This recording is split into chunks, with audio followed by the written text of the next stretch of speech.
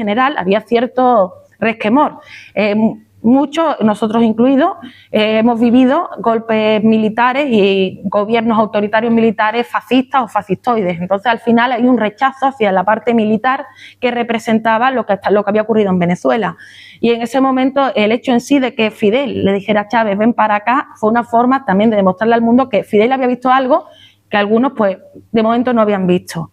Fidel esto lo va a explicar en varias oportunidades. Uno de los elementos clave en el año 94 también es el planteamiento de la creación del ALCA, que es el Área de Libre Comercio para las Américas, que era un planteamiento de un tratado de libre comercio que iba a afectar a toda América Latina y que, por lo tanto, subordinaba economías dependientes, economías con menor grado de desarrollo a una economía dominante que era la estadounidense. Ya había otros acuerdos previos, como el Tratado de Libre Comercio de América del Norte, con Canadá, Estados Unidos y México, y que había supuesto el levantamiento de los zapatistas en el 1 de enero del 94.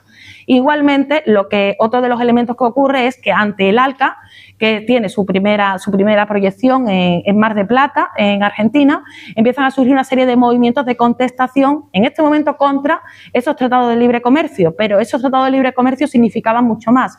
Por un lado, eran posibles por un contexto internacional donde parecía eso, que el fin de la historia, como decía Fukuyama, se había consolidado, pero por otra parte también ahondaba más los problemas históricos que habían tenido para la liberación los pueblos de América Latina y del Caribe. Y esto era un potencial político que Fidel ve muy claro y que Fidel llama a Chávez y le dice, Chávez, tenemos que hacer algo con esto.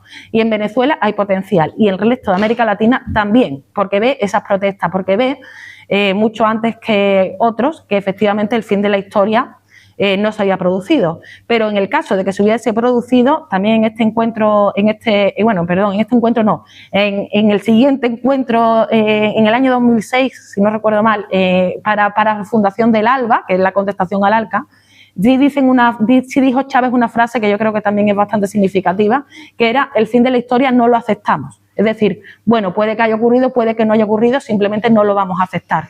Y esto es igual que el por ahora, porque yo creo que entre los aprendizajes que decía también antes Joseca que tenemos que tener de Venezuela es entender que hay un contexto muy difícil, entender que hay una fuerza revolucionaria y que esas fuerzas revolucionarias son brutalmente realistas a la hora de sus capacidades, pero también a la hora de asumir que los contextos que puedan ser delicados simplemente sirven para aprender y seguir construyendo. Siempre por ahora, siempre ya seguiremos. Nunca dar por vencido y nunca hundirse en medio de un contexto complicado.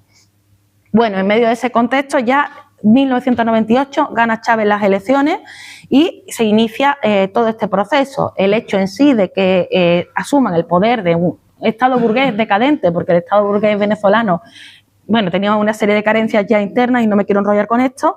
En el momento en el que Chávez vence las elecciones, todo ese proceso popular que se había iniciado previamente, como hemos dicho, desde el año 89, estaba consolidándose, también empieza a activarse y se activa con un gobierno a favor, que no es lo mismo que activarse con un gobierno en contra. Eso yo creo que es claro, ¿no?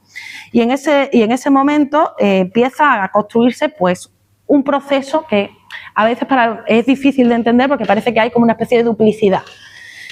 Uno de los elementos clave para todo esto son la creación de las comunas. La creación de las comunas es del modelo comunal. El modelo comunal es un modelo de superación del Estado burgués a través de la organización popular, aprovechando, vuelvo a repetir, nada que cree ese gobierno, sino algo que ya estaba previamente consolidándose y que simplemente se le apoya desde el Estado.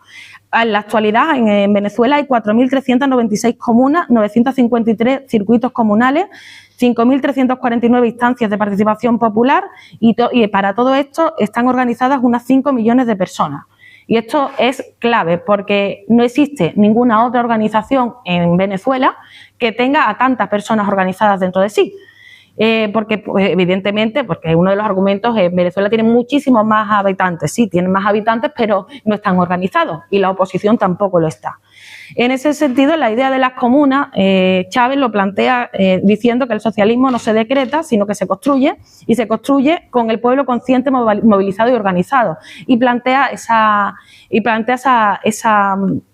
esa consigna que es comuna o nada, que es la que se sigue manteniendo en Venezuela y que además constantemente va a estar presente, incluso en momentos en los que puede haber, porque ha habido momentos que puede haber tensiones con determinados ministros o con determinados elementos del gobierno sí institucional, pero aún así las comunas se mantienen porque tanto, y esto creo que es muy importante, tanto Estados Unidos se ha dado cuenta ahora, o eso parece, o como dentro de Venezuela creo que se han dado cuenta todos, el único poder organizado verdaderamente mayoritario en ese país es el que se une, es el que se organiza a través de las comunas.